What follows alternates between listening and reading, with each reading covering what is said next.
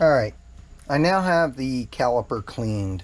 I took it and put it in solvent tank, and then I also took a wire wheel and just kind of wire wheeled some of the old brake dust off of this thing, clean it up a bit. But I can tell you I spent more time cleaning it than it was time to take it off the motorcycle and take it apart.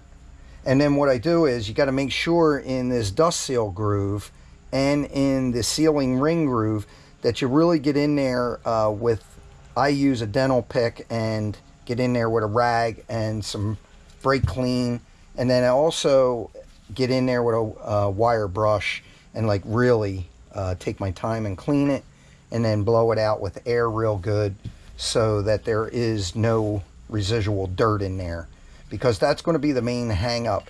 Brake dust is very abrasive. Also, I did get some never sees and I put never sees on the bolts, but I do it very, very light. I don't want a lot of never sees, and I don't even go all the way down the shaft of the bolt. I just stay up on the end of the threads, and I did each one already.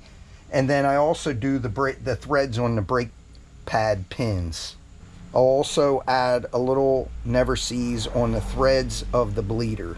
I make sure that if I get any never sees, like I did right there on the end of the pin, that I take that off, because I don't want the never sees in the brake system. So what I'm going to do now is I take a little bit of brake fluid to the new rubbers. This is the caliper seal kit. It's from Drag Specialties. The part number is 1702-0127. Also, when I'm doing these rebuilds, I make sure to save every single part and not throw anything away until I'm completely done. I do have the new pads. I use the Ebc Brake Pads. The part number of these are FA400HH.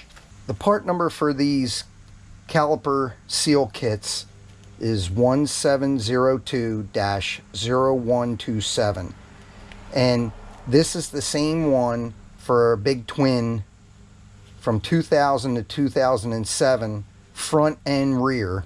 So what I do at this point is I get .5 base Harley brake fluid, and as long as it's .5, not 5.1, I take some brake fluid and I just wipe it on the new seals so that they're already lubed, and then I put them in. I'll start with the lower piston seal first, and then I stick it in the groove and I work it around like that. Now I do the dust seal. Just get it in the groove, and now it's in the groove. The next thing I do is I take one of the pistons, and you could see I clean these up and Scotch-Brite them real good. I just take a little more of the brake fluid and wipe the piston with it,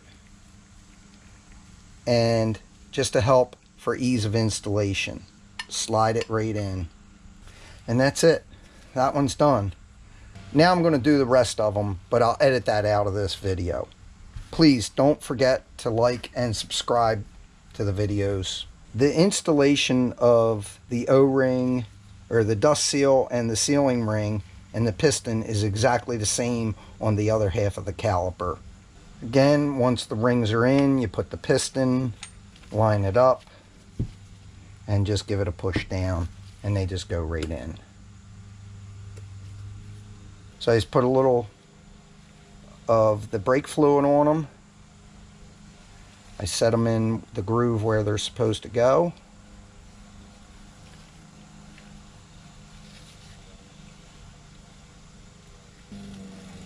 Before I put it together, I have to install the anti-rattle clip for the brakes. And then I get my bolts. Now, I did wire wheel the threads, like I said, on these bolts. And then once you do that wire wheeling, they'll turn right in by hand with no problem. when they get a lot of brake dust on them, like I said, it's really abrasive, and things don't want to cooperate at that point. Now, per the manual, the bolts are torqued 28 to 38 foot-pounds. I'm going to do it in 2 steps. I'm going to go to 20 first.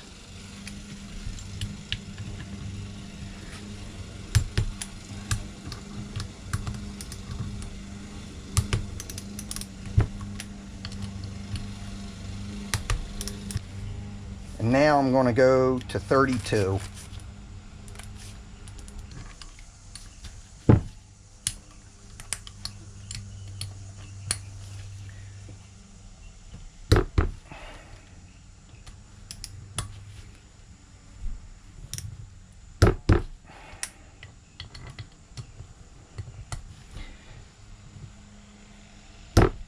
Last, I'm going to install the brake pads.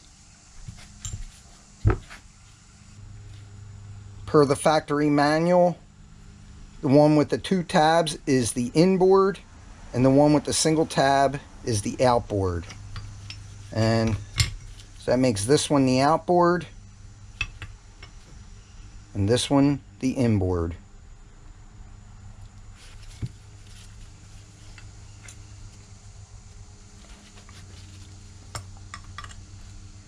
Inboard means facing the wheel.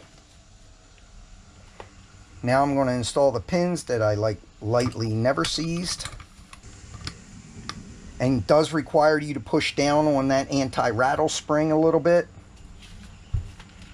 And then I take the 12-point 1/4 inch drive.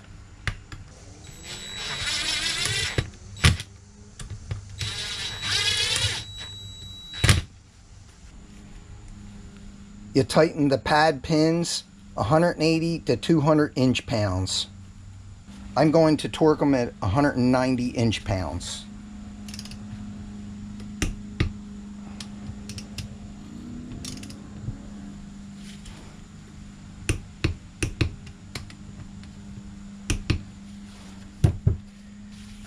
And there you have the finished rear caliper. The fronts are identical. I'm now going to install the new rear master cylinder rebuilt kit. The drag number is DS 195059. Again, I don't install O-rings dry, so I put a little oil on the O-rings and on the board itself just to facilitate installing it. Before I install it, I clean it thoroughly, and then it's just a matter push it in thread first. This section is an alignment dowel. Down in the end of this, you could see right there is the dowel for the alignment. So these holes get facing up. You just take it and lightly push it in, and in it goes, and it needs to come past that alignment dowel. This actually sticks out a little bit. I'll just put my cover back on. Now to install the actuator, you have to take the snap ring out, and this plunger is spring loaded, so you have to be careful not to let it come flying out. You have to depress it while you're doing it, and I just used the actuator to do that this time.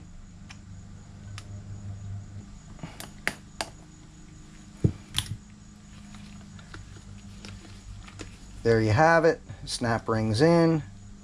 It's seated in the groove. And the actuator is nice and free. So now when you hit the brakes, it gets fluid from the reservoir. It's loaded into the piston in there, and then when you push it, pushes fluid out this hole and into the brake system, down the brake line, into the caliper, and then causes the pistons to come out and squeeze the pads on the rotor. The last thing you have to do before you're finished to hold the cylinder in is put this snap ring on into this groove.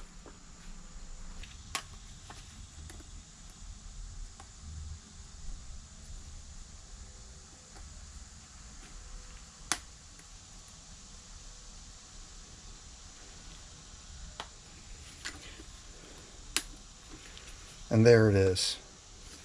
After the snap ring's installed, you install the spring, the boot, and then there's a snap ring that goes into this groove.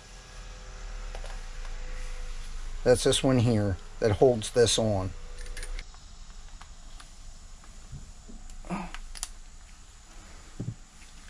Okay, got that snap ring on that holds the boot on, and I always face the water drain down. And that completes the rebuild of the rear master cylinder.